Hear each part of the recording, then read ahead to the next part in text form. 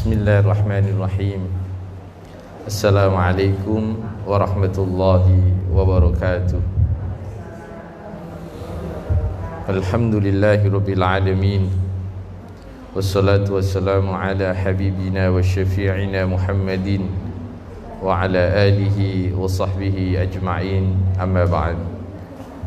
Para bunda Majlis Ta'lim Az-Zahra yang dimuliakan oleh Allah Subhanahu wa taala, segenap pengurus, segenap jamaah yang sekarang ikut kajian pagi pada hari ini, doa kita semuanya semoga kita semuanya selalu dalam naungan ridha Allah Subhanahu wa taala.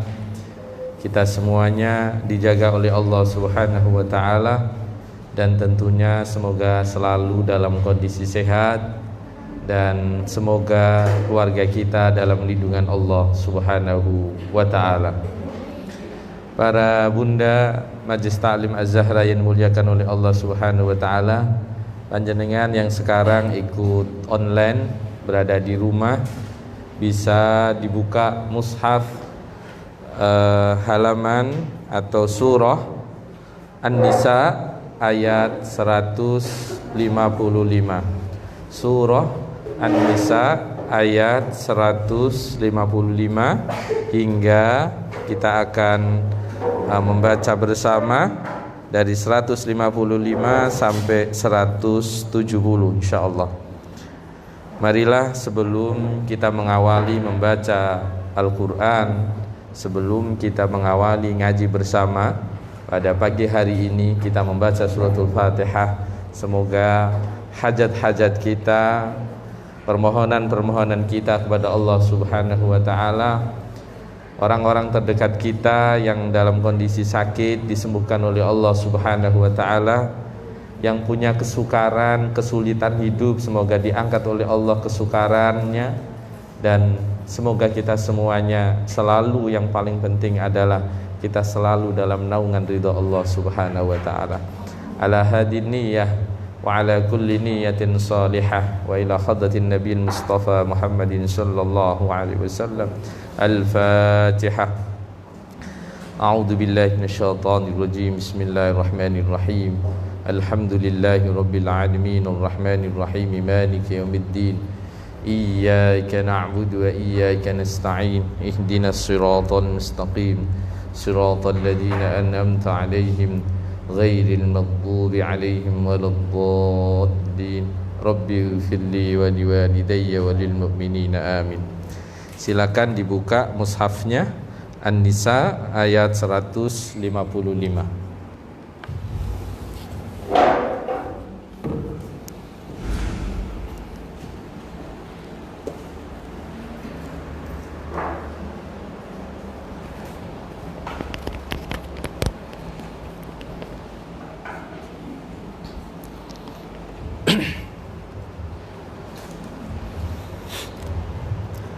أعوذ بالله من الشيطان الرجيم.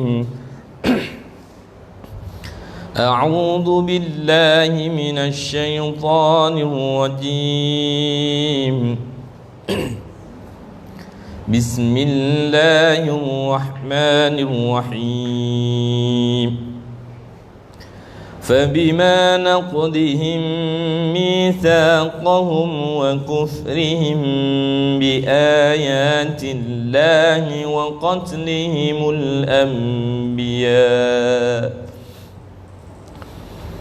فبما نقضهم ميثاقهم وكفرهم بآيات الله وقتلهم الأنبياء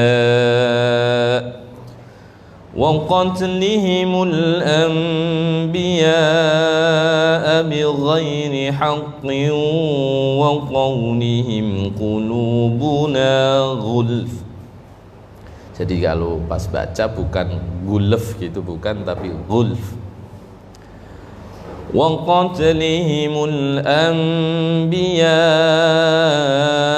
بغير حق وقولهم قلوبنا غلف بل طبع الله عليها بكفرهم فلا يؤمنون إلا قليلا وبكفرهم وقولهم على مريم بهتانا عظيما وقولهم إنا قتلنا المسيح عيسى ابن مريم رسول الله وما قتلوه وما صلبوه ولكن شبه لهم وإن الذين اختلفوا فيه لفي شك منه ما لهم به من علم إلا اتباع الظن وما قتلوه يقينا بل رفعه الله إليه وكان الله عزيزا حكيما وإن من أهل الكتاب إلا ليؤمنن به قبل موته ويوم القيامة يكون عليهم شهيدا فبظلم من الذين هادوا حرمنا عليهم طيبات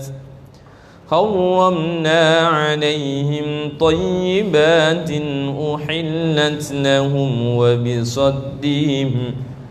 وبصدهم عن سبيل الله كثيرا وأخذهم الربا وقد نهوا عنه وأكلهم أموال الناس بالباطل واعتدنا للكافرين منهم عذابا أليما لكن الراسخون في العلم منهم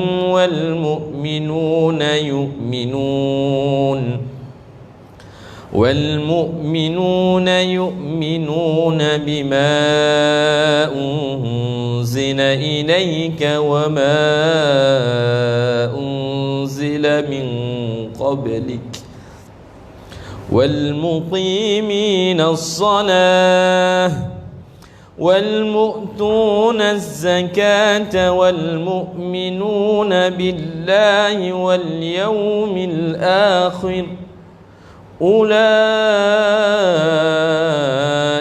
سنؤتيهم أجرا عظيما إنا أوحينا إليك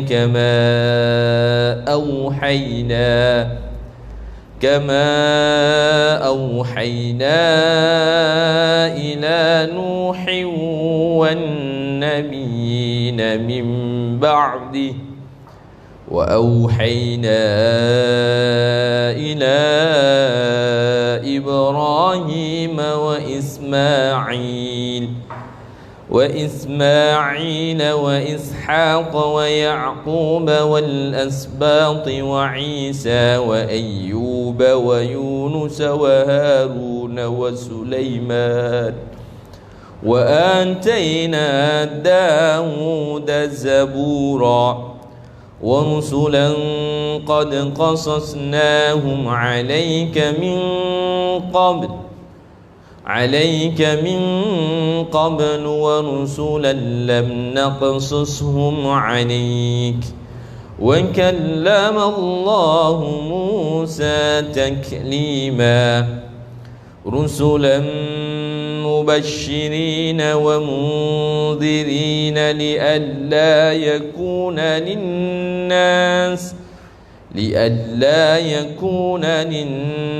على الله حجة بعد الرسل وكان الله عزيزا حكيما لكن الله يشهد بما أنزل إليك أنزله بعلمه والملائكة يشهدون وكفى بالله شهيدا إن الذين كفروا وصدوا عن سبيل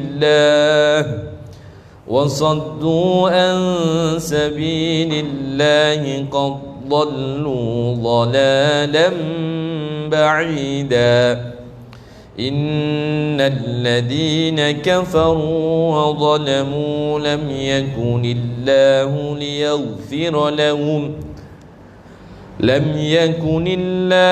ليغفر لهم ولا ليهديهم طريقا إلا طريق جهنم خالدين فيها أبدا وكان ذلك على الله يسيرا يا أيها الناس قد جاءكم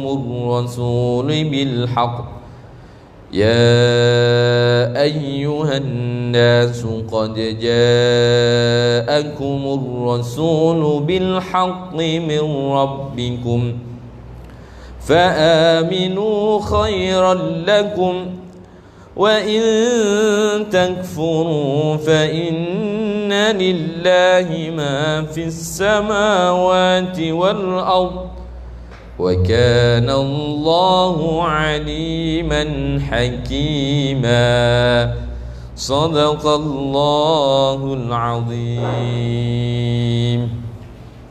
الحمد لله رب العالمين Alhamdulillah.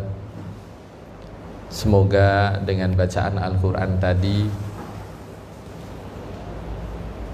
kita kelak di yaumil qiyamah mendapatkan syafaat dari Rasulullah sallallahu alaihi wasallam, dan tentunya semoga kelak di yaumil qiyamah kita mendapatkan syafaat dari Al-Quran. Amin, amin ya rabbal alamin. Para bunda semuanya yang dimuliakan oleh Allah Subhanahu wa taala, kadang di beberapa ayat dalam Al-Quran seperti yang tadi kita baca, itu Allah menyinggung hamba-hambanya, menyinggung makhluknya, untuk kemudian supaya menghamba kepadanya dengan cara Allah menunjukkan tentang kuasanya dalam menciptakan makhluknya. Kayak tadi, ya ayyuhan nasu qad ja'akumur rasulu bil haqqi mir rabbikum fa aminu khairal lakum. Wahai para manusia, telah datang kepada kalian seorang rasul, dan itu datangnya dengan membawa kebenaran, dan itu dari sisiku, yaitu dari Tuhan kalian, yaitu Allah Subhanahu wa taala. Fa aminu, maka berimanlah kalian. Kemudian Allah kasih semacam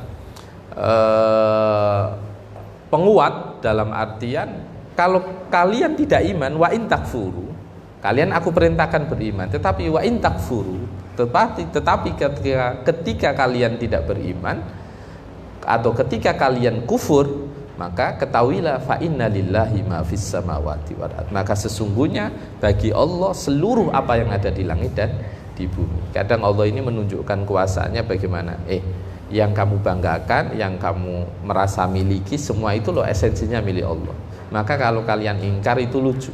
Fa innallaha kana bi aliman hakima. Maka para bunda yang dimuliakan oleh Allah Subhanahu wa taala, pagi hari ini adalah seri yang ketiga dan seri terakhir dalam fikih pranikah. Sebagaimana kita review sedikit biar kajian kita ini nyambung. Kemarin di fikih pranikah yang pertama kita sudah mengupas tentang apa itu nikah. Para imam madhab 4 sepakat nikah itu adalah hampir cuma redaksinya aja yang berbeda.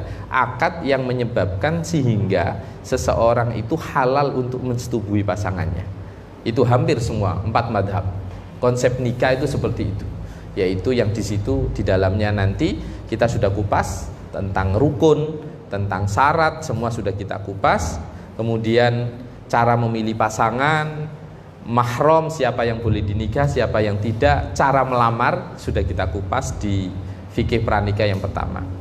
Fikih pranikah yang kedua kita sudah ngupas praktek nikahnya, rukun, wali, saksi, mahar, ijab kabul. Terus kemarin kita sudah kupas nikah beda agama, nikah mut'ah, nikah siri, nikah muhalil, termasuk urusan walimatul arus atau resepsi. Pada seri yang ketiga, Bunda, kita akan mengupas tentang wong nak wis omah-omah biasane harus tahu tentang tugas dan tanggung jawab. Lah, karena biasanya tugas dan tanggung jawab ini tidak dikomunikasikan dengan cara yang baik, terjadilah konflik. Lah, kita akan ngupas perihal tentang kewajiban-kewajiban pasangan, kemudian baru kita, namanya orang rumah tangga, nanti ada konflik, baru kita membahas tentang perceraian. Kita akan bahas tentang perihal tentang KB, keluarga berencana itu. Kita juga akan ngupas tentang poligami, kemudian masalah rujuk, orang cerai, bagaimana proses rujuknya. Kemudian kita akan ngupas tentang tolak itu ada tolak bain, tolak roj'i. Kemudian nanti kita kupas juga perihal tentang iddah. Orang yang sudah meninggal itu kalau mau nikah lagi iddahnya berapa hari, berapa bulan. Orang yang mau nikah lagi, dia pernikahan pertama cerai, itu boleh nikahnya kapan, nanti kita akan kupas itu. Dan ketika masa proses iddah, apa yang harus dilakukan, apa kewajibannya, itu nanti insya Allah kita akan kupas. Semoga waktu yang kurang lebih 50 menit ini cukup untuk mengupas itu. Semoga. Bismillahirrahmanirrahim.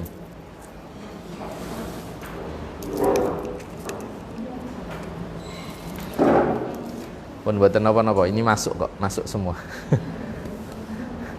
Jadi kalau bisa kita pahami, maka orang berumah tangga itu yang harus kita yakini, para bunda semuanya yang ada di rumah, pasti kita ini ngomong nikah sudah selesai nih, sudah masuk fase rumah tangga. Lah, orang rumah tangga itu pasti harus saling mengetahui tentang konsep hak dan kewajiban, tentang hak dan kewajiban. Dari sini saya sempat singgung orang yang kita sering seorang suami itu mendengar mungkin panjenengan atau orang-orang terdekat jenengan, seolah-olah orang kalau sudah nikah maka pokoknya wanita harus patuh total kepada suami. Patuh total ini kadang yang terjadi kemudian ada pemanfaatan atau mungkin tidak pemanfaatan, tapi salah pemahaman seorang suami terhadap bagaimana patuhnya seorang istri kepada seorang suami. Contoh kecil, al-khidmah atau khidmatuz zaujah, pelayanan seorang istri kepada suami, itu pasti kalau ingin rumah tangganya sakinah mawaddah warahmah, siapapun pasti bukan urusan ini kewajiban dan hak, tetapi lebih karena rasa sayang, rasa cinta. Pasti kalau urusan kewajiban dan hak, nanti nasibnya kayak orang kerja, pasti hampar. Karena konsep pelayanan atau khidmah itu didasari karena al-istihbab, karena rasa cinta, maka kemudian yang muncul nanti adalah benih-benih kasih sayang, benih belas kasih, atau benih ketenangan. Itu pasti ada kalau semua dijalankan dengan ketulusan, bukan karena oh ini kewajiban harus tak lakukan. Dia tidak melihat bahwa oh ini adalah sesuatu karena aku seneng karo bojoku, yus tak layani. Beda kemudian ini kewajiban, kalau lihatnya hanya sekedar kewajiban, maka yang terjadi adalah kehampaan dalam sebuah pelayanan. Pasti pulau pancingan aja kalau kerja di sebuah perusahaan, kalau hanya ngomong kewajiban dan tugas, itu ya sudah, kalau selesai kerja selesai. Tapi coba kalau kita kerjanya dengan hati, pasti beda. Bahkan mungkin sampai lembur pun oke gitu. Karena memang oh ini saya sudah masuk di sini, sudah bagian dari keluarga perusahaan ini, maka saya harus melayani dengan benar. Pasti beda. Nah, coba kita pada pagi hari ini Bunda yang ada di rumah semuanya, panjenengannya mungkin ikut kajian bersama suami. Kita akan kupas dulu. Iki ngupas tanggung jawab, baru ngupas konflik ya. Konflik nanti. Nah, tak kupas konflik sih kan tidak enak. Jadi kita kupas tanggung jawab dulu, kewajiban, baru kita nanti kupas tentang konflik. Jadi begini Bunda, saya kupas dulu tentang haknya seorang istri kepada suami. Berarti ini harus ditunaikan oleh seorang suami. Tapi nanti di tengah-tengah saya menjelaskan tentang kewajiban seorang suami kepada istri, nanti bisa sekalian kalau memang itu menjadi tugas dan tanggung jawab bersama, langsung saya jadikan satu, okay? Itu nanti biar lebih padat penjelasan saya. Yang pertama, hak-hak seorang istri kepada suami, atau berarti kewajibannya seorang suami kepada istri. Yang pertama, orang kalau sudah berumah tangga, maka kesepakatan, sekali lagi saya ulangi, nikah itu adalah akad di mana orang halal untuk bersetubuh. Qabiltu nikaha wa tazwijaha bil mahril madkur itu adalah sehingga menjadi halal. Nah, ketika sudah terjadi itu maka ada tugas, kewajiban dan hak. Nah, sekarang kita kupas itu. Yang pertama adalah kewajiban suami kepada seorang istri adalah al-infaqu 'alaiha ala qadri halatiz zauj, yaitu memberi nafkah kepada pasangannya sesuai kemampuannya. Sekali lagi, sesuai kemampuannya. Lah, definisi nafkah dalam fikih itu apa? Ada 3. Sandang, pangan, papan. Suami nggih. Jadi makanan, atau berarti memberi makanan untuk sehari-hari, kemudian malbas yaitu pakaian, kemudian maskan yaitu atau asukna tempat tinggal. Maka sebenarnya kalau kita seorang laki-laki ya, siapapun kalau ketika menikah, maka cukup 3 ini yang menjadi perhatian utama. Iso ngene mangan, butuh kelambi di iso nukano kelambi, butuh iup-iupan, iso ngeni iup-iupan. Sekali lagi, bukan masalah punya, tetapi bisa kontrak, bisa sewa. Yang penting dia menyiapkan rumah untuk tempat tinggal pasangannya. Ini yang menjadi kewajiban pokok. Jadi kalau ngomong, orang Jawa sering bilang atau sandang, pangan, papan, ya sudah ini. Ini menjadi kewajiban yang harus ditunaikan, dan ini adalah haknya seorang istri. Haknya seorang istri. Mulane nek ana wong lanang kok kira-kira durung memenuhi iki, ya aja nuntut hake gitu. Karena ini yang menjadi pokok. Sekali lagi Bunda, yang ada di rumah semuanya, rumah bukan berarti terus kemudian memiliki, bukan. Ketika masih tinggal bersama mertua, bersama orang tua, dia berarti bertanggung jawab karena sudah menempatkan pasangannya di tempat tinggal. Mau ngontrak, mau masih ikut orang tua ataupun, cuma idealnya kan punya sendiri idealnya. Kalau enggak yang boten napa-napa. Kemudian yang kedua, haknya atau haknya seorang istri atau kewajibannya suami, begitu sama nggih. Maka yang kedua adalah dia punya hak untuk al-mu'asyarah bil ma'ruf. Al-mu'asyarah bil ma'ruf itu berhubungan atau bersosial, punya hak untuk ketika hidup bersama itu diperlakukan dengan cara yang baik. Dengan cara yang baik, diperlakukan dengan cara yang baik. Maka kalau kita pahami ini, sampai Kanjeng Nabi itu pernah dawuh Bunda, innallaha rafiqun yuhibbur rifqah. Allah itu lembut, maka Allah juga cinta kelembutan. Makanya ketika seseorang itu mampu menjaga dirinya menjadi tidak menampakkan perangai yang kemudian kejam atau bahkan pemarah kepada pasangannya, maka sudah sepatutnya kita paham dasar ini yang harus kita pegang. Wa'ashiruhunna bil ma'ruf, pergaulilah para wanita itu dengan cara yang baik. Maka biasanya konflik ini muncul di sini. Konflik itu muncul di sini karena dia tidak bisa berhubungan dengan cara yang baik, komunikasi dengan cara yang baik, tindakan yang baik, sehingga muncul konflik-konflik. Kemudian yang ketiga, ini saya ambil yang penting-penting. Ini banyak sebenarnya, saya ambil yang penting-penting. Kemudian yang berikutnya, kalau sudah berumah tangga, mau tidak mau pasti jenengan berinteraksi bunda dengan relasi suami panjenengan. Kita jenengan kan pasti ada yang kenal bapak punya teman ini pasti, termasuk dengan orang keluarga dekat pasangan. Maka salah satu haknya atau kewajiban haknya seorang istri kepada suami atau kewajibannya suami kepada istri adalah ikramu ahliha wa husni muamalatihim, memuliakan keluarga pasangan dan memperbaiki hubungan itu. Sering orang berumah tangga yang terjadi adalah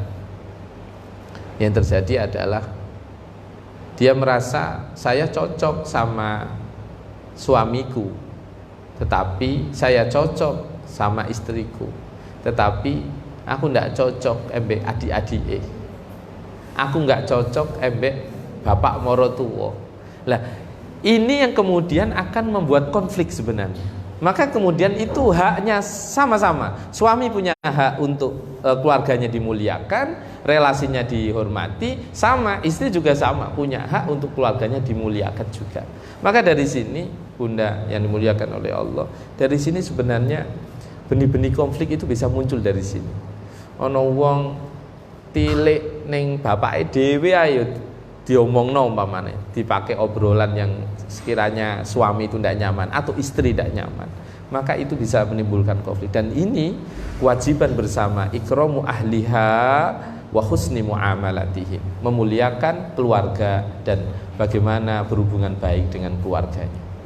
Maka jenengan harus tahu betul bagaimana orang itu merasa dihormati ketika orang-orang terdekatnya juga dihormati. Itu penting. Siapapun, kita seringlah lihat banyak video itu, video-video tidak tahu itu asli apa enggak, tapi pada prinsipnya ketika orang nikah, mertuanya enggak dihormati atau orang tuanya dihormati sama menantunya, anaknya ya enggak terima. Maka dari sini kita harus tahu itu bunda. Kita lanjutkan. Yang keberapa ini masuknya? Keempat ya. Yang keempat adalah al-ihtimamu biha wa musya'aruha, memperhatikan tentang, atau lebih sifatnya mungkin kalau bahasa kita itu respect lah, respect terhadap pasangan, perhatian terhadap pasangan. Sering kadang orang ini, seorang suami ataupun seorang istri, dia respon banget terhadap kebutuhan orang-orang lain, tetapi acuh terhadap kebutuhan pasangan. Dan ini kadang yang memunculkan benih-benih konflik.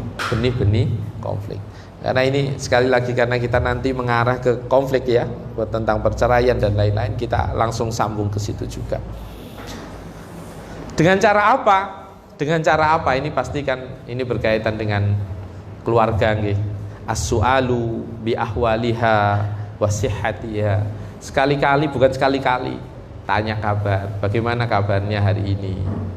Contoh simpel bunda, kalau seorang istri bekerja atau sebaliknya seorang suami bekerja, sekali-kali ditanya bagaimana pekerjaan di kantor, ada masalah apa enggak. Cara ibarat kata, kalaupun ini kembali kepada sebagai haknya seorang suami, itu bukan sekedar kemudian orang menerima uang untuk kebutuhan sehari-hari, tetapi perlu kadang kita bertanya bagaimana di kantor, ada kendala apa enggak, ada masalah apa enggak. Jadi itu yang harus kita perhatikan. Yang berikutnya bunda, yang kelima, wazin baina hubbika li ahlik wa hubbika laha. Seimbangkan cinta kalian wahai para suami antara cintamu kepada istrimu dengan cintamu kepada keluargamu. Ini yang sering orang jangan sampai timpang. Orang kadang orang sudah nikah sama keluarga kurang begitu dekat. Atau malah sebaliknya, sudah nikah iseng ngopeni keluargane terus bojone di terbengkalai.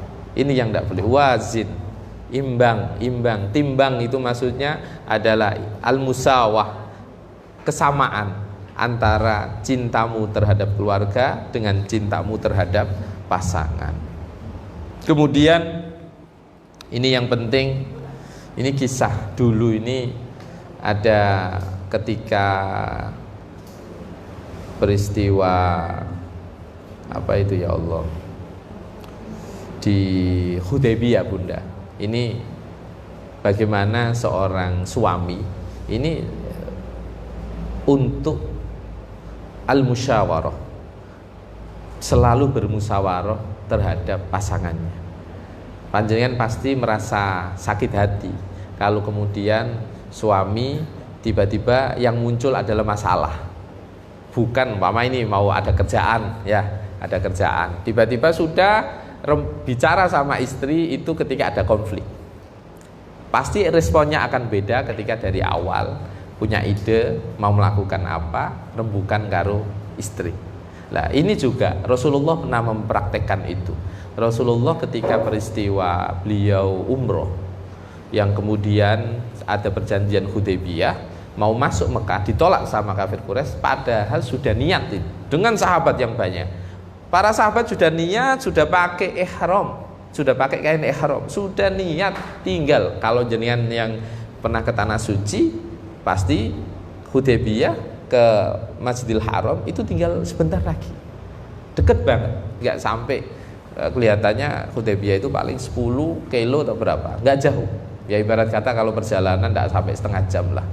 Kalau sudah Rasulullah dilarang sama penduduk Makkah untuk masuk ke Masjidil Haram, sampai Rasulullah itu memerintahkan para sahabat, ayo kita sudah tidak boleh untuk masuk Makkah, maka ayo kita tahallul. Tahallul berarti menggugurkan niat umrohnya, jadi tidak bisa melaksanakan, berarti risikonya adalah membayar dam. Saat itu Rasulullah membayar dam, menyembelih kambing. Para sahabat diperintahkan sama Kanjeng Nabi pada tidak mau. Ayo kita tahallul karena kita tidak boleh masuk. Berarti baru niat, belum tawaf, belum sa'i, belum melakukan rukun-rukun itu, hanya baru niat. Maka kemudian Rasulullah itu rembukan sama Ummu Salamah, garwane piyambake. Kata istri beliau Ummu Salamah itu menyampaikan begini, ya Nabi, sampai para sahabat itu begini, kita kalau memang kita sudah dekat dengan Nabi, ngapain kita tidak melanjutkan? Bahkan kalau kita perang ya kita perang. Para sahabat itu sampai begitu. Kemudian Rasulullah itu sudah bilang jangan, kita sudah sepakati itu, kita tidak masuk nanti di momen yang lain. Ini tidak ada yang nurut sama Kanjeng Nabi. Kanjeng Nabi kemudian rembukan sama yang perempuan, yaitu Ummu Salamah. Beliau matur sama Kanjeng Nabi, Kanjeng Nabi pun mboten usah jenengan, mboten usah napa niki ngomong kata-kata, jenengan kayak contoh. Jadi Kanjeng Nabi langsung gundul, otomatis para sahabat langsung ikut gara-gara ide dari seorang wanita. Makanya menurut saya ini tidak ada kitabnya Bunda. Feeling seorang wanita itu menurut saya seorang istri lebih kuat daripada feeling seorang laki-laki dalam urusan macam-macam. Tidak tahu ya, itu real sudah. Jenengan mau itu dikatakan benar ndaknya, rata-rata feelingnya seorang istri itu lebih kuat daripada seorang suami. Rata-rata. Tidak tahu ya karena apa, tapi rata-rata seperti itu. Kalau piyambak nak apa-apa kadang dibeleno bojo, itu kan mesti kandhani gitu. Itu tapi kadang ya namanya orang itu kadang tidak punya pertimbangan lain. Tapi rata-rata yang terjadi seperti itu. Kemudian kewajiban seorang suami kepada seorang istri berikutnya adalah Bunda, Ini paling penting. Ini tidak hanya untuk istri tapi juga untuk suami. Ada musyakki biha. Jangan sampai muncul benih keraguan tentang pasangannya.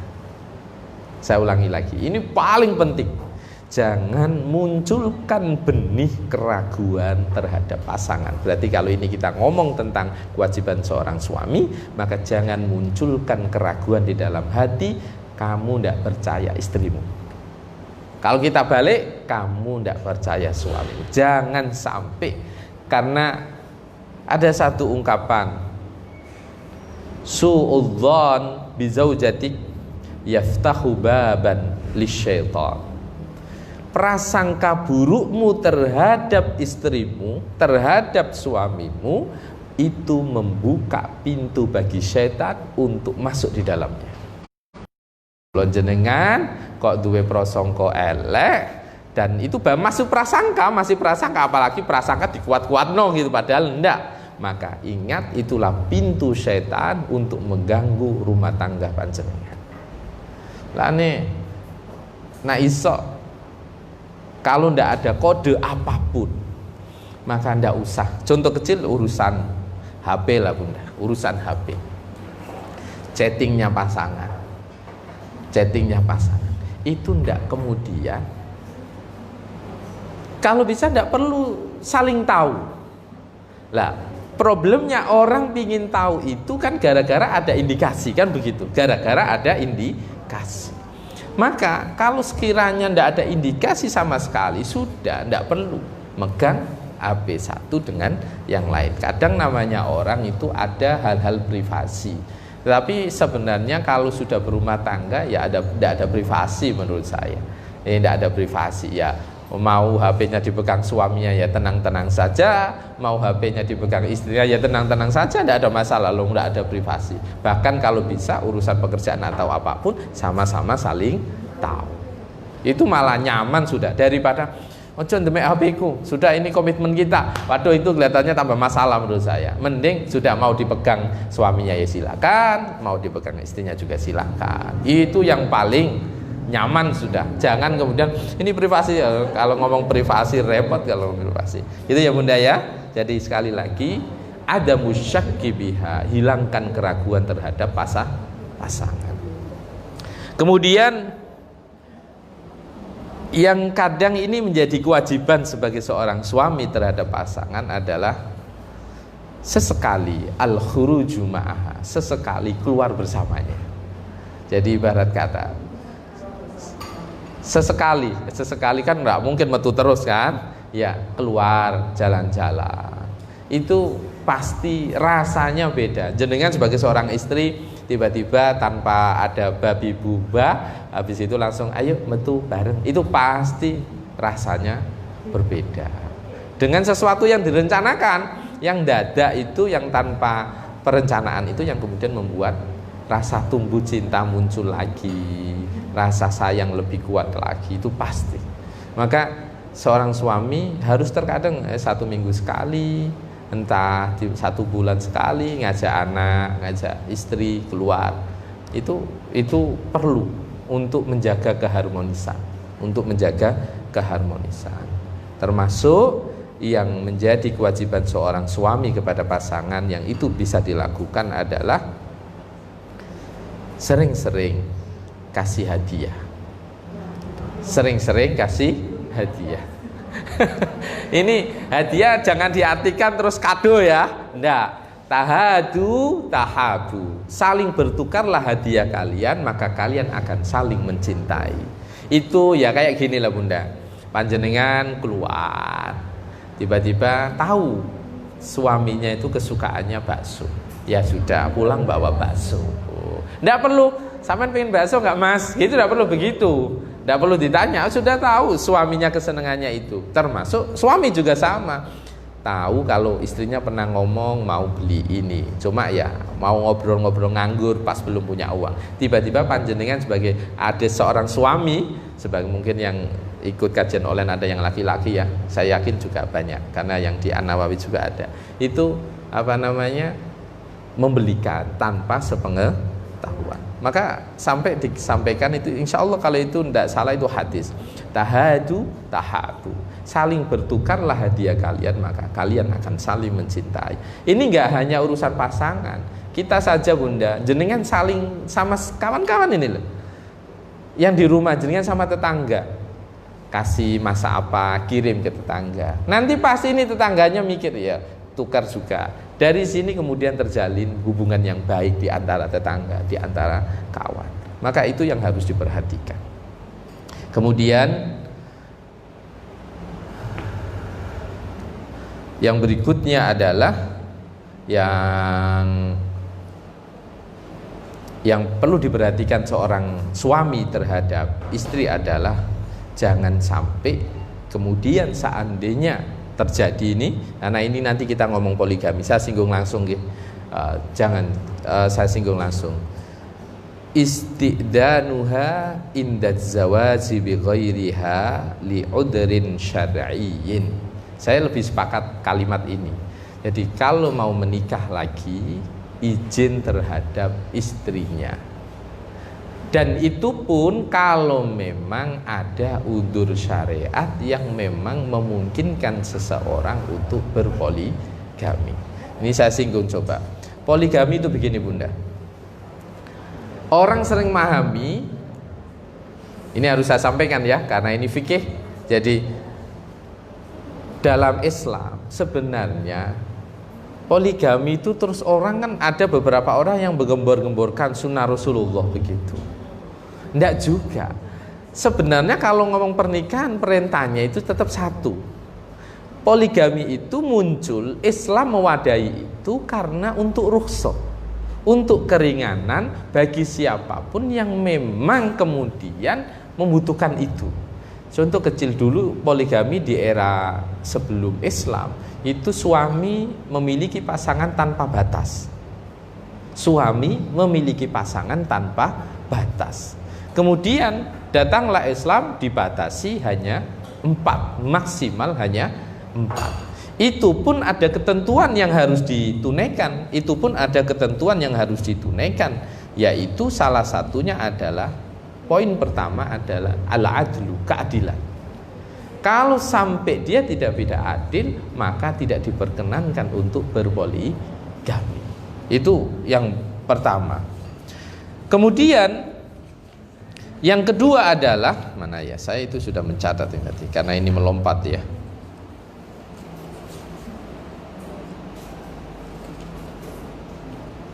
Mana ya? Maka kemudian yang harus dipahami berikutnya adalah bukan sekedar adil, tetapi dia secara zahir ataupun batin harus siap. Maksudnya apa? Nafkah zahir dia harus siap. Jangan sampai menafkahi istri satu aja belum benar kok malah nyari baru. Itu tidak diperkenankan dalam agama. Satu saja belum tertunaikan hak-haknya kok kemudian nambah 1 atau nambah 2, dari 2 ke 3, itu tidak diperkenankan. Maka ada 2 poin yang menjadi perhatian seorang suami, seorang laki-laki ketika berpoligami: adil dan dia mampu dalam sisi zahir ataupun batin. Dia harus mampu. Kalau tidak, maka tidak diperkenankan. Maka bunda, dari sini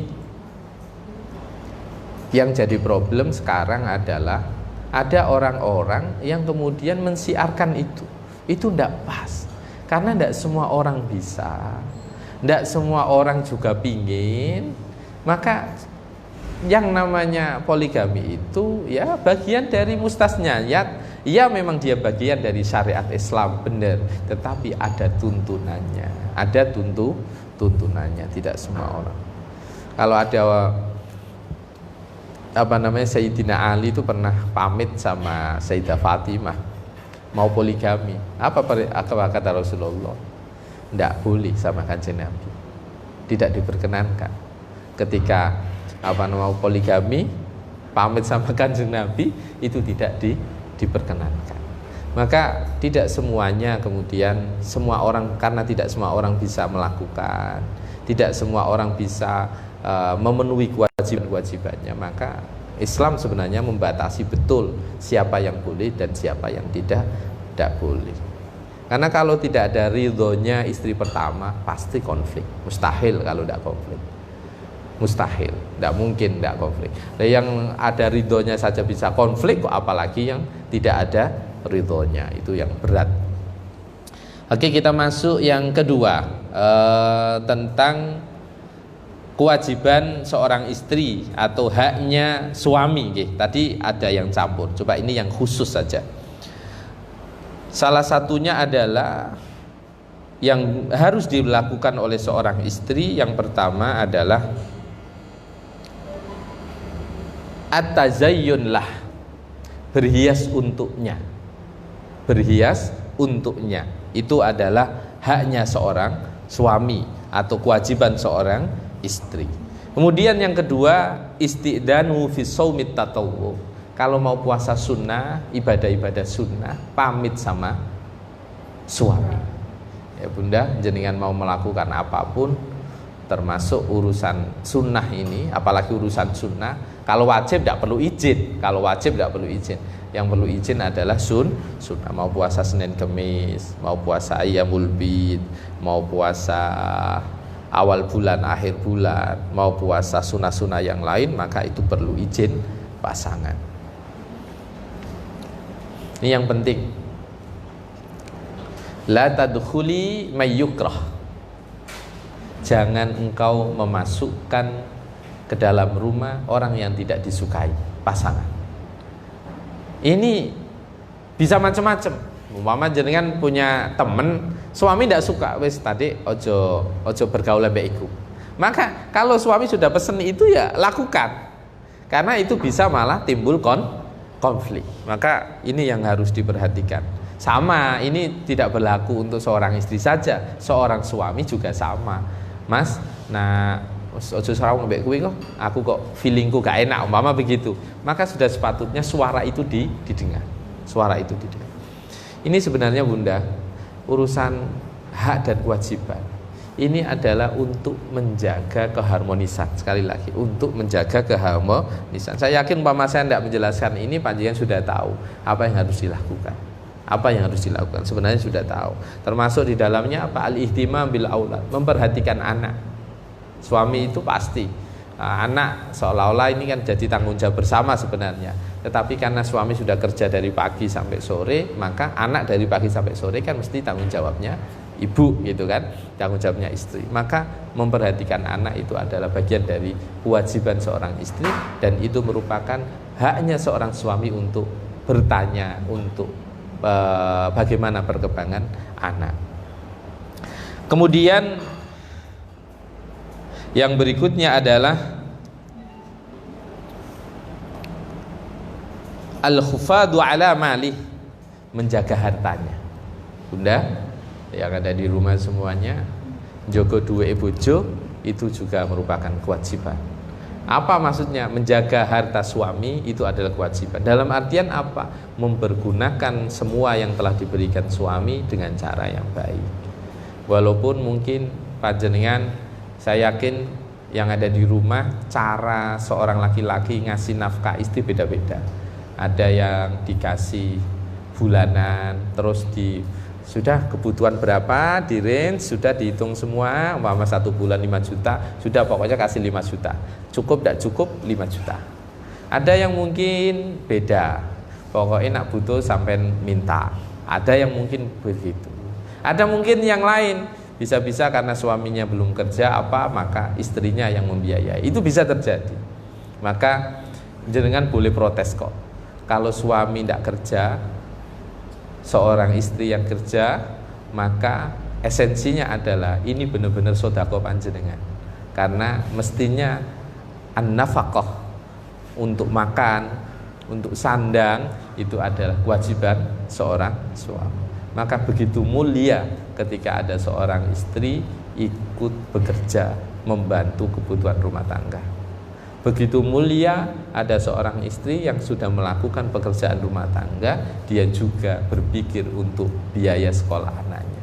Maka dari sini sebenarnya suami mestinya malu ketika mau marah, karena mohon maaf, nyuci piring, masak, nyetrika, itu sebenarnya bukan kewajiban seorang istri. Itu kalau dalam fikih para ulama menyampaikan bahwa kewajiban istri bukan itu. Seorang suami kalau memang tidak bisa menyelesaikan kebutuhan rumah tangga, urusan rumah tangga, maka dia punya kewajiban untuk menyiapkan pembantu yang mengurusi rumah tangganya, masak, nyuci, nyetrika, semua. Kalau memang tidak bisa, mestinya dia harus terlibat di dalamnya. Cuma kan biasanya orang karena rasa cinta, oh ya rek bojoku wis kerja awit isuk sampai sore, ya sudah sepantasnya saya lah, ngapain saya nggak ngapa-ngapain kok sudah masak, membersihkan rumah. Itu karena rasa sayang. Makanya saya selalu menyampaikan dalam pernikahan itu harus ada ketersalingan.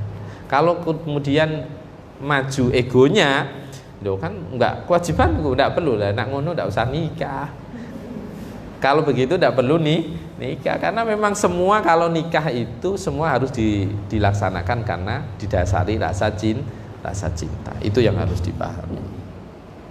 Kemudian ini yang apa namanya?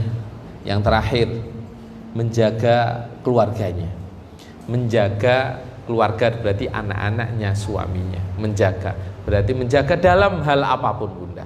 Dan saya yakin kalau ada seorang istri memperhatikan semua kebutuhan, semua apa yang harus dilakukan pasangan, anak, saya yakin siapapun suaminya pasti senang.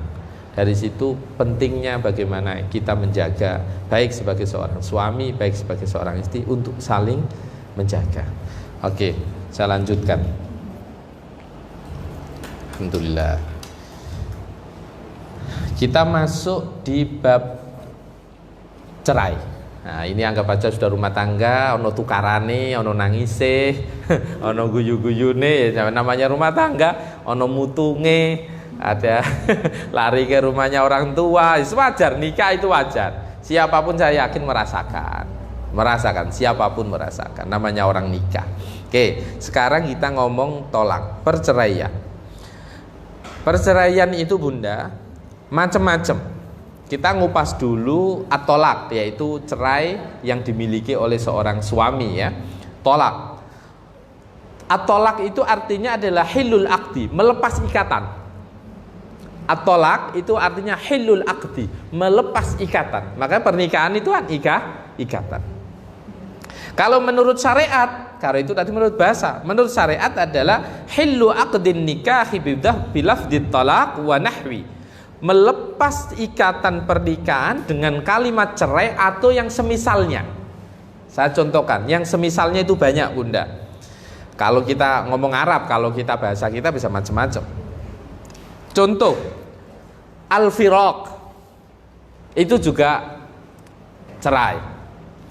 As-sirah atau tasrihim bi ihsan, itu perpisahan, artinya sama semua ini. Tolak, firaq, sirah, kemudian al-khulu' itu juga perceraian. Al-mufadah itu juga perceraian. Jadi sekali lagi, ada at-tolak, ada al-firaq, ada as-sirah, ada al-khulu', ada al-mufadah. Itu semua adalah berkaitan dengan perceraian. Nah, pertanyaan berikutnya, cerai itu ada dua, Bunda. Kalau kita bagi, cerai itu ada dua. Maksudnya cerai ada dua ini, maksud saya adalah kalimatnya, ya Bunda, ya. Ada yang sharih, ada yang jelas, ada yang pakai kinayah atau simbol. Ya. Kalau yang sharih ini tanpa perlu niat. Sekali lagi, kalau yang sharih tanpa perlu niat. Yang dua, yang kinayah itu perlu niat. Saya contohkan. Yang sharih. Dek, sampean tak pegat. Ini sorry. Tanpa perlu niat jadi. Tanpa perlu niat jadi. Sampean tak cerai. Bisa yo awake dhewe. Ini beda lagi, kalau bisa yo awake dhewe ini tahyir, beda nanti. Sampean bisa mbek aku. Ini tanpa perlu niat. Ada yang kemudian kinayah itu perlu niat. Wes, sampean mulia kono. Kalau di dalam hatinya suami dia punya niat cerai, maka jadi. lungo. Kalau itu di dalam hati niatnya cerai, jadi. Tapi kalau hanya ngusir tok, memang ngamuk, lagi marah, kemudian diusir, maka itu bukan cerai.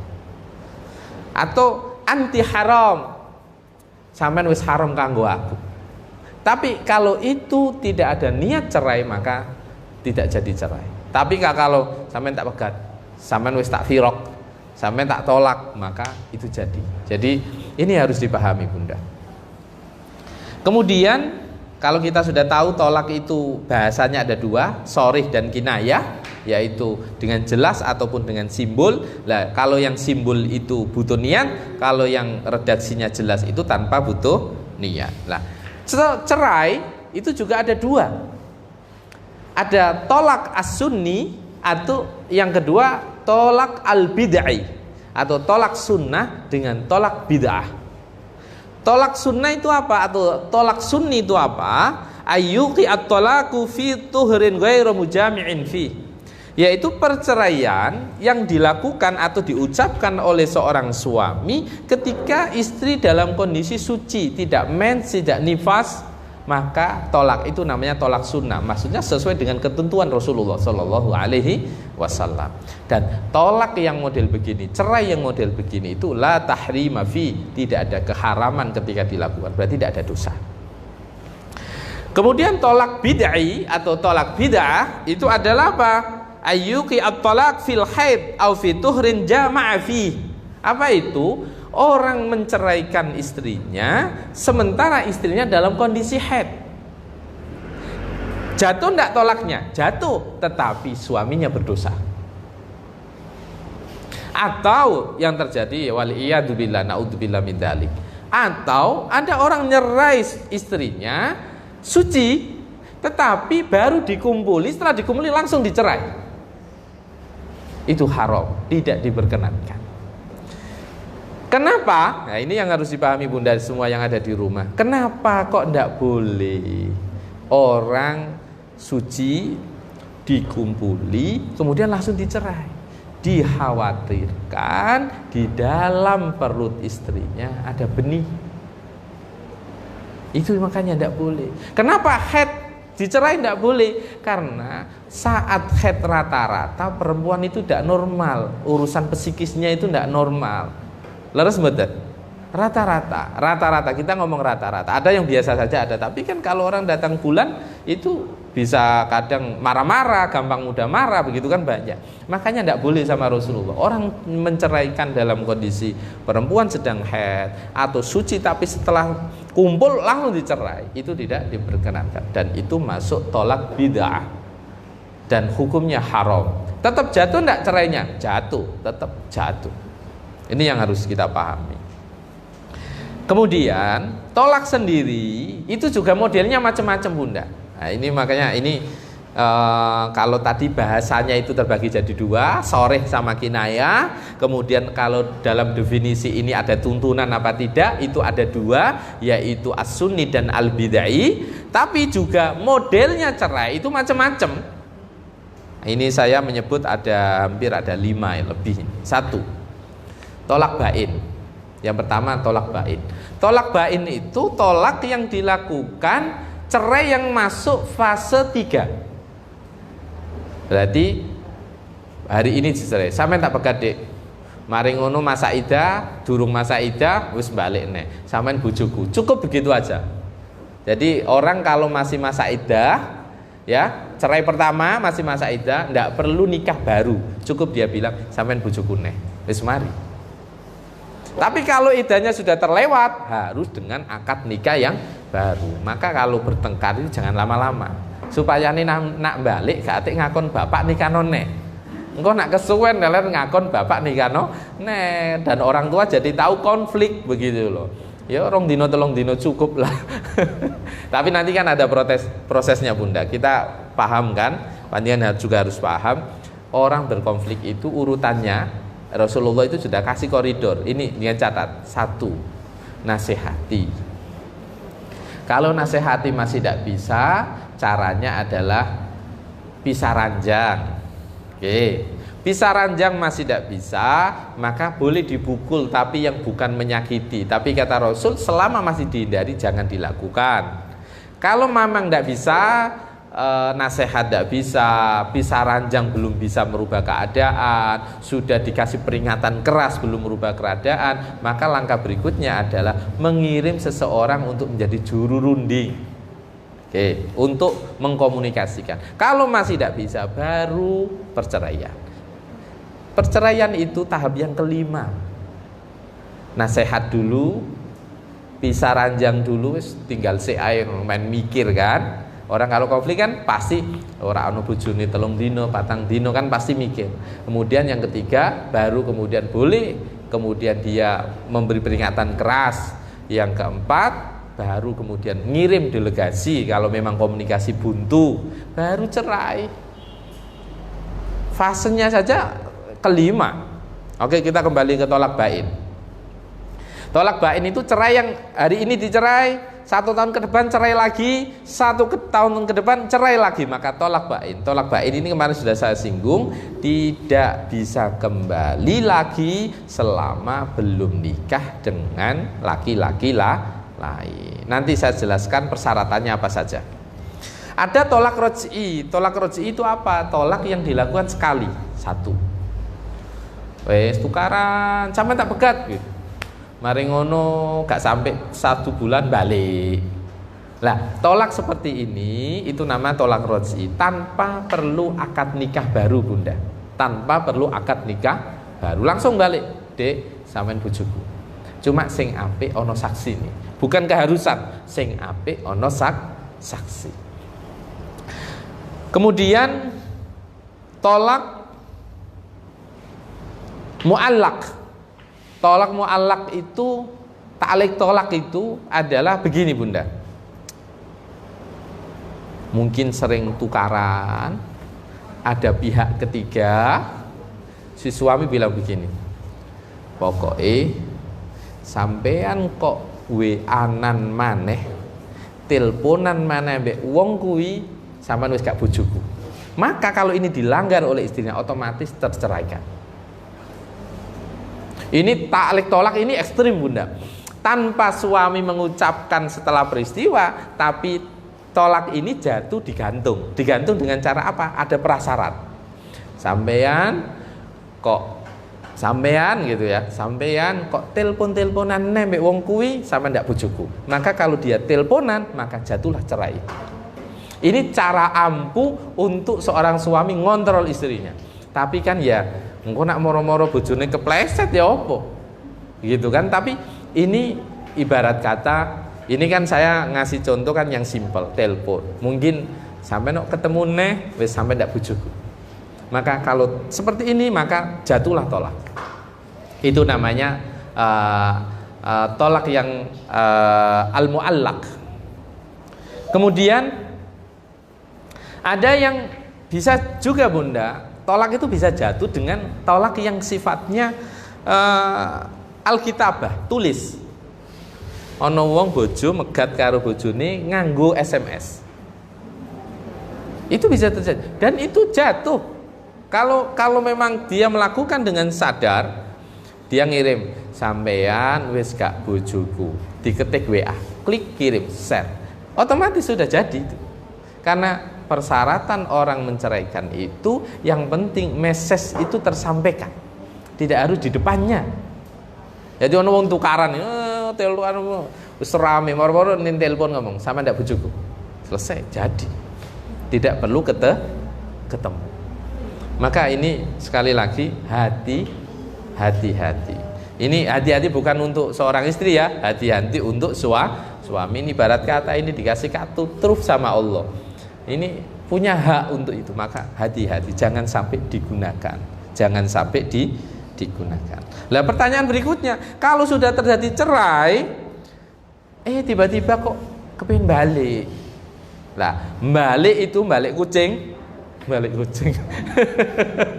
Itu ada syaratnya, tidak tiba-tiba balik. Mohon maaf, ini banyak orang tidak tahu ilmunya, Bunda. Banyak orang tukaran sampai tak pegat, moro sesuk moro kumpul neh. Ini tidak bisa. Dilihat dulu Kalau tolaknya masih satu, boleh kembali, ya. Satu syaratnya, orang boleh rujuk itu satu, bukan tolak yang tiga. Oke. Yang kedua adalah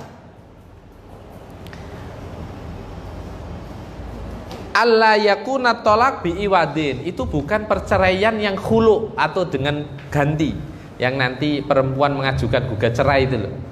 Itu apa namanya? Tidak bisa rujuk, itu harus dengan akad yang baru. Jadi kalau perempuan gugat cerai itu, ya gugat cerai istilahnya, itu tidak ada istilah rujuk itu. Yang ada adalah biakdin jadidin, harus dengan nikah yang baru. Beda kalau yang menjatuhkan laki-laki. Antakuna qabla qidha'il iddah. Ya ini Bunda yang harus dipahami. Boleh rujuk kalau iddahnya belum habis. Kok moro-moro ngeten? Ana wong wis pegatan. Moro-moro selang setahun kepingin balik. Lah ini tidak bisa, harus dengan akad nikah yang baru. Tidak boleh moro-moro, "Dek, sampean bojoku neh," tidak bisa. Harus boleh rujuk kalau sudah tidak masa iddah. Oke.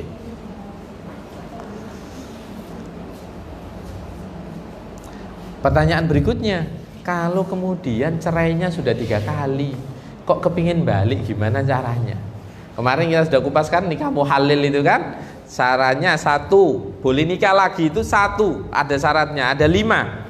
Orang kalau sudah ketolak bain boleh kembali itu ada 5. 1, inqidha'u iddatiha minhu. Iddahe kudu wis mari. Apa iku? Iddah bojone sing kedua. Gitu. Jadi dia boleh kembali kalau dia sudah dinikah sama orang, iddahnya habis, ya. Kemudian tazwiju bi ghairi, sudah dinikah sama laki-laki lain. Dukhuluhu biha wa isobatiha, sudah kumpul, sudah bersetubuh. Kalau belum bersetubuh dengan suami yang kedua, maka tidak boleh kembali. Kemudian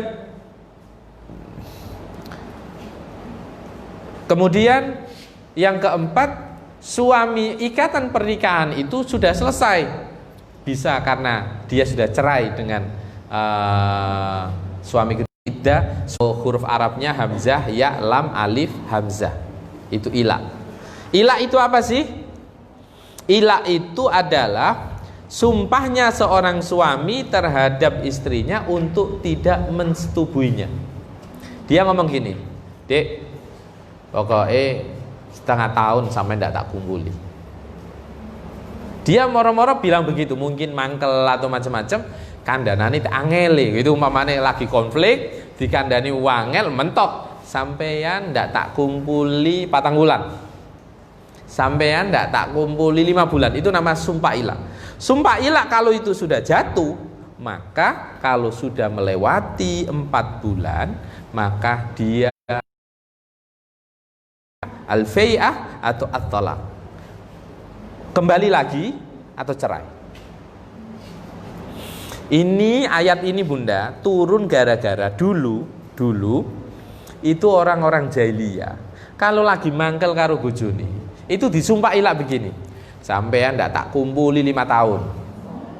Soro ndak? Kasihan yang perempuan, dia boleh nikah sama wanita lain, si perempuan tidak boleh nikah sama laki-laki lain. Kasihan, maka kemudian Rasulullah, ini tidak bisa dalam syariat Islam, ini tidak bisa dibiarkan. Kasihan wanita digantung sampai 5 tahun, sampean tidak tak kumpuli 5 tahun begitu.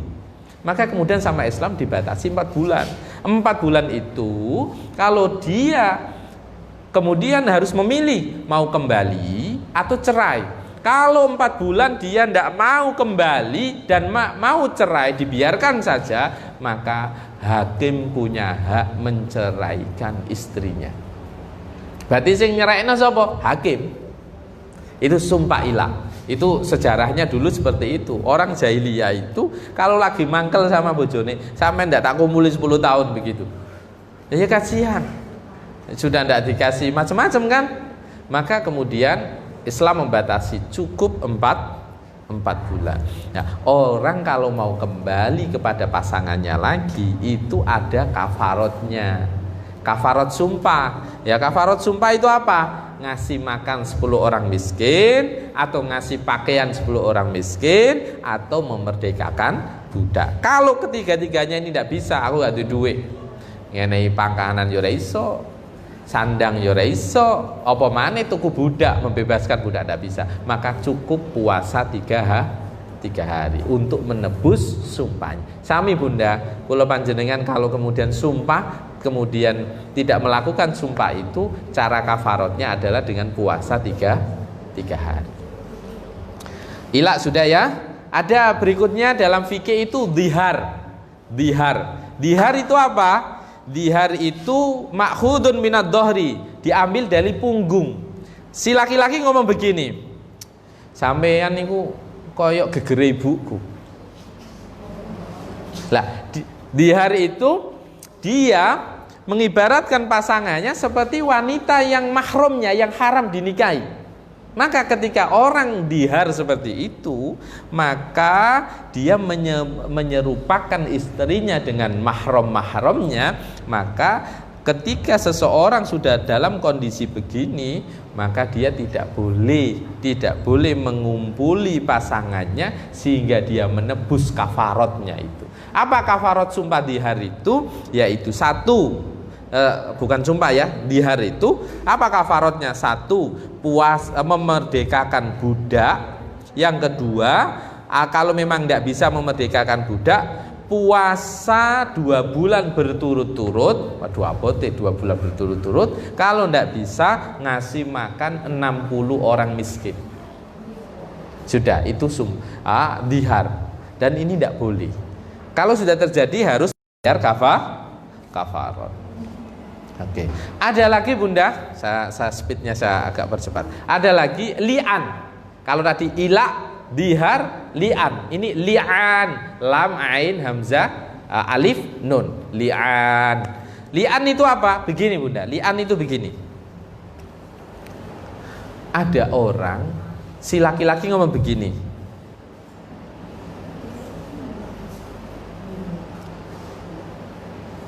Li'an itu begini. Asyhadu alla ilaha asyhadu billah, aku bersaksi atas nama Allah sampeyan zina. Li'an itu sumpah gara-gara suami menuduh istrinya berzina, tapi tidak punya saksi.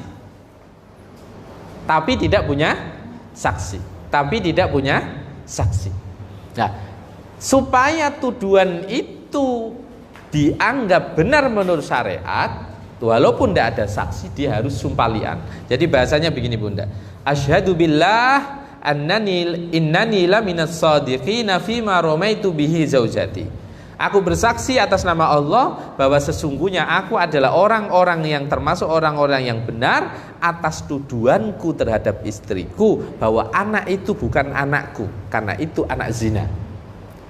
Maka konsekuensi kalau ada suami bilang seperti ini, nuduh seperti ini tanpa ada saksi, maka ada risiko. 1, sukutul had, gugurnya had orang menuduh zina, karena dia mau bersumpah. Yang kedua, wajib bagi hakim untuk menghukum istrinya kalau memang istrinya tidak sumpah li'an balik. Kalau dia tidak berani sumpah li'an balik, maka dia kena hukum yaitu orang yang berzina. Yang ketiga, zawalul firas, sudah hilang hak sebagai pasangan. Kemudian yang keempat, nahwu insabil walad, tidak adanya nasab anak kepada suami tadi. Kemudian yang kelima, at-tahrim alal abad, haram selamanya kembali. Langsung haram selamanya kembali kalau orang berani sumpah li'an. Ini sepengetahuan saya kelihatannya di Indonesia kok enggak ada ini. Ini era-era dulu yang mungkin orang nuduh zina pasangannya tapi tidak ada saksi, maka ini bisa jadi sebuah pilihan dan konsekuensinya sangat banyak, termasuk di dalamnya tidak bisa kembali. Haram selamanya. Berikutnya Bunda, kalau sudah orang ngomong cerai, orang ditinggal mati suaminya atau karena cerai ataupun yang lain-lain, maka iddah di dalam fikih itu ada 2. Saya masuk yang poin terakhir. Iddah itu ada dua. Iddah karena mutawaffa anha, yang kedua ghairu mutawaffa anha. Apa itu? Karena mati atau bukan karena mati. Saya ulangi, iddah itu wanita yang sedang iddah itu karena mati, yang kedua karena bukan kematian. Karena kematian berarti ditinggal suaminya. Dilihat dulu, ada dua lagi. In kana hamilan fa iddatuha wad'ul hamli. Kalau si wanita ini hamil, ditinggal mati suaminya, maka masa iddahnya sampai melahirkan. Jadi nak mulane kan, nak kira-kira ana wong sing seneng, gak oleh dinikahi. Bahkan ngelamar wae itu loh, ndak boleh, ndak diperkenankan. Cukup samar-samar, nanti kemudian dipinang. Setelah apa? Setelah melahirkan. Kalau tidak hamil, bagaimana? Fa'iddatuha arba'a asyhur wa asra. 4 bulan 10 hari. Jadi nak ana wong duwe bojo ninggal kok mau nikah lagi, dinikah oleh laki-laki lain, nunggu dulu 4 bulan 10 hari. Kalau ada laki-laki lain ingin meminangnya, boleh disindir. Mbak, sampai nak butuh apa-apa ngomong aku ya. Itu cara itu diperkenankan, tapi sampai tak lamar itu tidak boleh.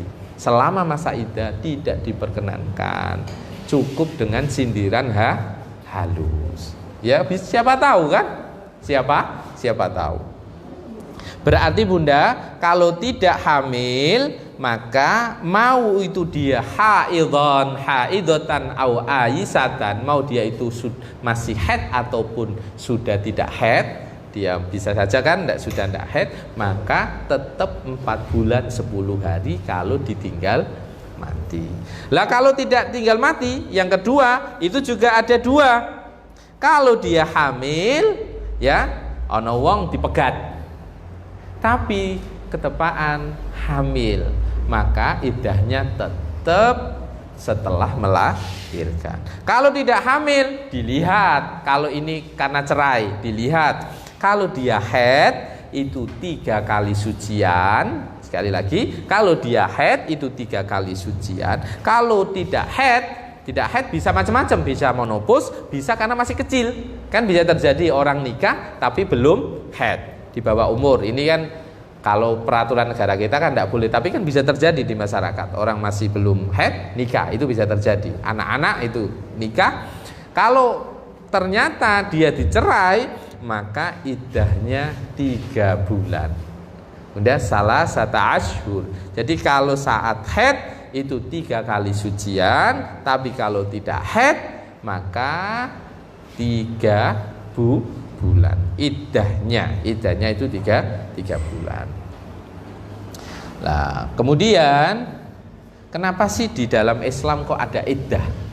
Ternyata para ulama menggali hikmahnya. 1, tatwilu zamanir ruj'ah.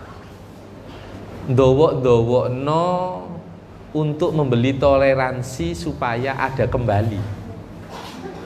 Kenapa ada iddah? Supaya siapa tahu dia pingin kembali, maka ada iddah. Nak moro-moro wong cerai boleh nikah sama laki-laki lain, waduh engko sing ana apa? Gelo. Tiba-tiba muncul perasaan ingin kembali. Makanya kemudian dibuat panjang itu, iddah. Yang kedua, adanya iddah itu salah satunya adalah al-ilmu bi bara'atir rahim, untuk mengetahui iku ono kandungan apa ndak. Maka ada iddah. Karena kan kadang ini baru kumpul tiba-tiba dicerai, tidak tahu isi apa ndak, maka kemudian ada iddah. Itu tujuannya untuk mengetahui dia ono anake apa ndak. Makanya ada iddah. Kalau menunggu 3 bulan saja, kalau dia sudah tidak haid, atau nunggu 3 kali sucian saja, sudah diketahui dia ini punya anak apa tidak. Kemudian Bunda, orang yang masa iddah itu ada ketentuan-ketentuan yang diperhatikan. 1, wong wedok nak iddah tek ditinggal mati, nggih, tek urusan dicerai. Nah, ini harus diperhatikan nggih. Iddah itu 1, iki jenenge wong wedok iddah nggih.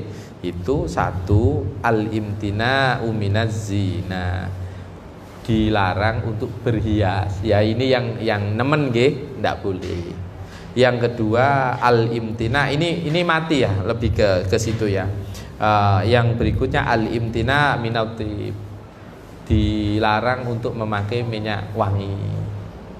Kemudian mulazamatul bait illa lihajatin, ini mati ya, tidak mati ya, karena mulazamatul bait illa lihajatin, selalu di rumah kecuali ada kebutuhan yang mendesak.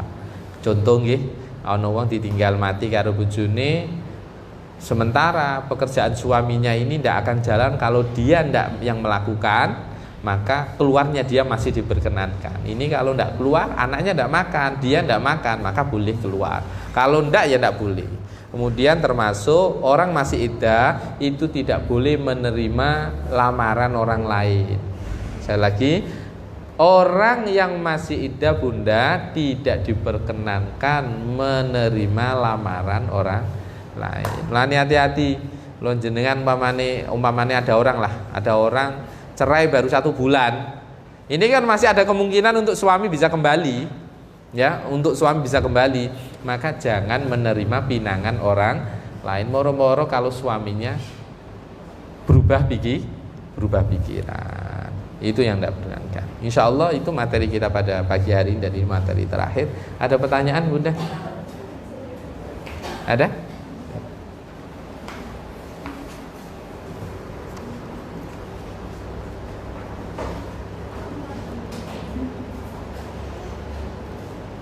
Oh ini sering terjadi ya, pertanyaan ini penting. Seorang kakak atau seorang laki-laki itu apakah menanggung adik perempuannya sampai dia menikah atau sampai dia bisa mencari uang sendiri? Jadi gini bunda, ini memang kodrat dalam beragama ya. Laki-laki itu kalau sudah balik, dia harus bertanggung jawab dirinya sendiri. Oke? Jadi sebenarnya kalau sudah balik, sebenarnya panjenengan yang sudah punya anak kuliah dan lain-lain, itu esensinya itu bukan kewajiban orang tua. Kalau laki itu kalau sudah balik, kewajibannya dirinya sendiri. Sebab wong tua iki nguliahno sampai nikah iku dicepakno duwe, itu karena banget sayangi wong tua ning anak. Tapi secara kewajiban bukan. Oke. Laki-laki itu punya kewajiban memberi nafkah, ya, punya kewajiban memberi nafkah. Kepada siapa? Kalau istri dan anak pasti kepada orang tua yang sudah tidak bekerja. Itu dia punya kewajiban untuk memberi nafkah. Yang kedua, berkewajiban untuk memberi nafkah kepada kakak dan adik perempuannya. Punya kewajiban. Maka jenengan sebagai seorang istri harus tahu, kok umpamane bojone panjenengan ngasih uang kepada adik-adiknya yang perempuan, sekali lagi ke kakaknya perempuan, itu diperkenankan selama mereka belum menikah. Oke, selama mereka belum ditanggung oleh laki-laki lain. Tapi kalau kemudian orang tua punya kemampuan membackup adik-adik panjenengan perempuan, maka kakak laki-laki tidak punya kewajiban untuk memberi nafkah, karena adik sudah dalam penanggungan orang tua. Yang menjadi penanggungan kakak itu kalau orang tua sudah tidak ada, atau orang tua ada tapi tidak punya kemampuan, itu baru kemudian kakak punya kewajiban untuk menanggung kakak perempuannya ataupun adik perempuannya.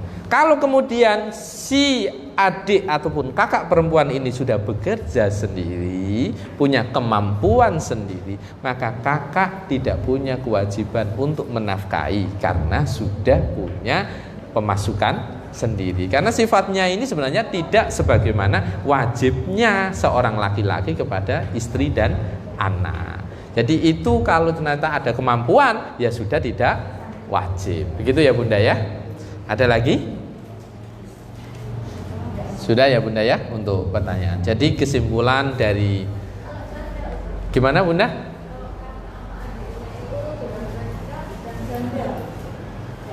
Oh janda, gitu terus?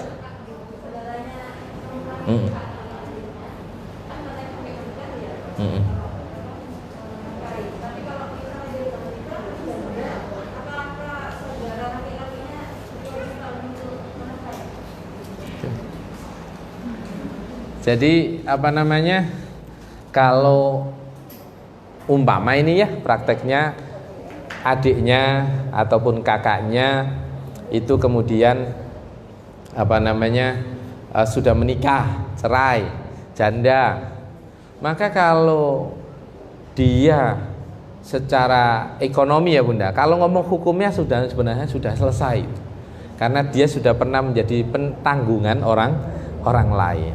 Apalagi kalau sudah punya anak. Jadi sebenarnya orang kalau apalagi seorang wanita sudah pernah menikah, dia bahkan menikah saja itu ibarat kata tanpa perlu izin kepada wali-walinya, termasuk kakaknya laki-laki ataupun adiknya laki-laki, maka secara prinsip tetap kewajiban, kalaupun ngomong wajib ya, kalaupun ngomong wajib, tidak seperti wajibnya seorang suami kepada istri dan anak. Jadi kalau janda mestinya pun boten, tetap pun boten. Karena pada prinsipnya kenapa sih kok adik perempuan, kakak perempuan ataupun orang tua itu sebenarnya kan karena orang yang belum punya kemampuan atau sudah pernah punya tapi kemudian kayak orang tua nih, karena sudah sepuh tidak bekerja, maka anak wajib membackup. Kakak perempuan, adik perempuan juga wajib membackup. Tapi ternyata kakaknya ini di dalam satu keluarga, kakak perempuannya sudah kerja, bapaknya tidak mampu, adiknya kecil tidak mampu, maka sebenarnya dalam satu keluarga sudah ada orang yang menanggung sebenarnya, itu kakak perempuan tadi. Tetapi sekali lagi, kalau kemudian suami-suami panjenengan Bunda kok support ke keluarga, itu memang sudah seharusnya.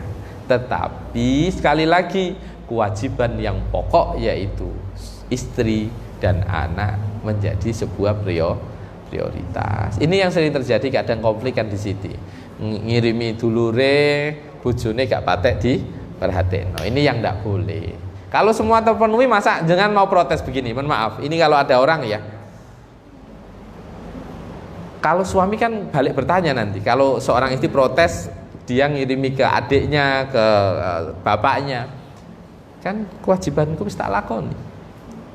Kan prinsipnya seperti itu sebenarnya. Kalau dia sudah memenuhi kewajibannya, haknya seorang istri, maka kemudian kalau dia mau berbagi, maka berbagi pertama, urutan pertama adalah dawil kurba, orang terdekat.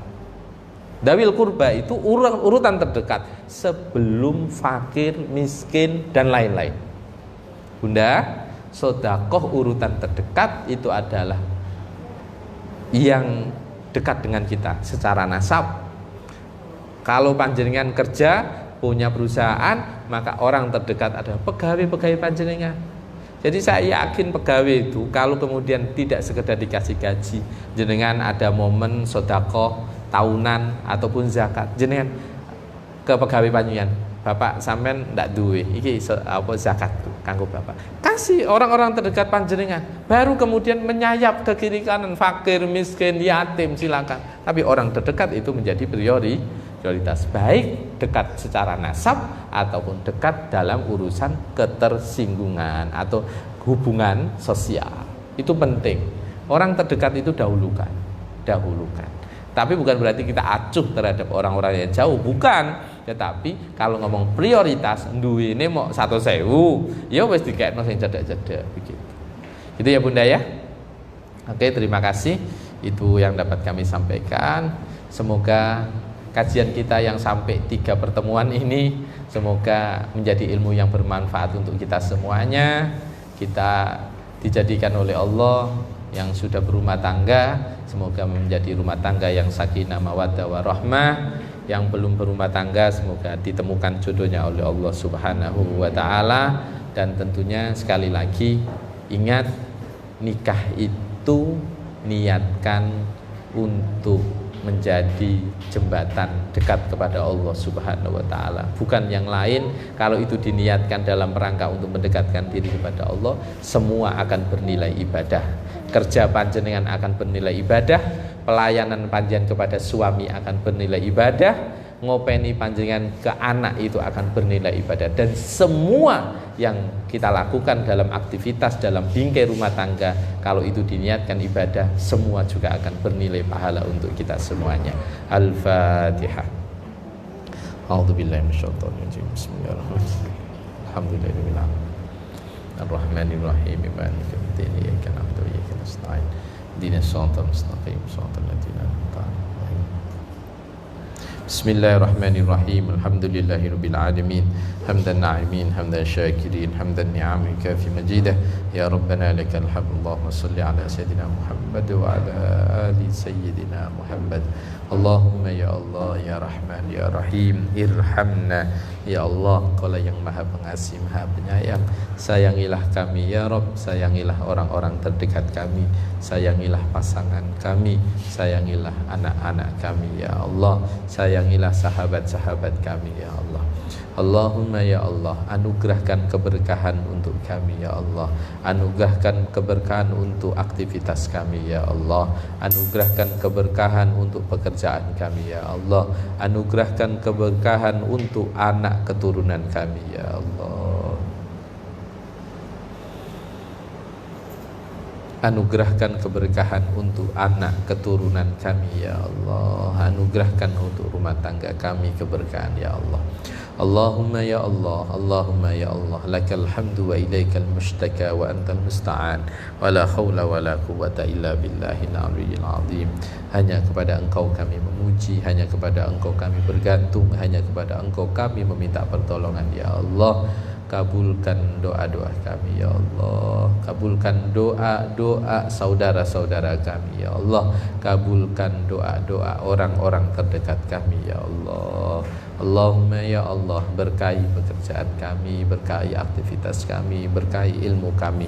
Allahumma ya Allah, jadikan majlis ta'lim Az-Zahra ini ya Allah majlis yang penuh keberkahan, majlis yang Engkau ridhai ya Allah, majlis yang Engkau selalu bimbing ya Allah untuk selalu istiqomah di dalam kebaikan ya Allah. Allahumma ya Allah, sembuhkan saudara-saudara kami yang sakit, sembuhkan saudara-saudara kami yang sakit, hilangkan kesukaran pada diri kami dan orang-orang terdekat kami ya Allah. Berikan kemudahan, hilangkan kesukaran ya Allah. Allahumma ya Allah, innaka ala kulli syai'in qadir.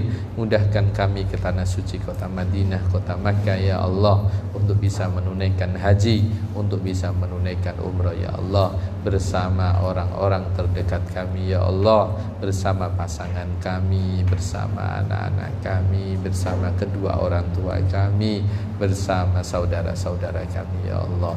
Rabbana atina fid dunya hasanah wa fil akhirati hasanah wa qina adzabannar.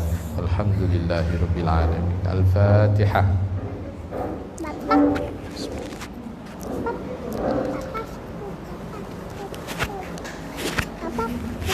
Assalamualaikum warahmatullahi wabarakatuh.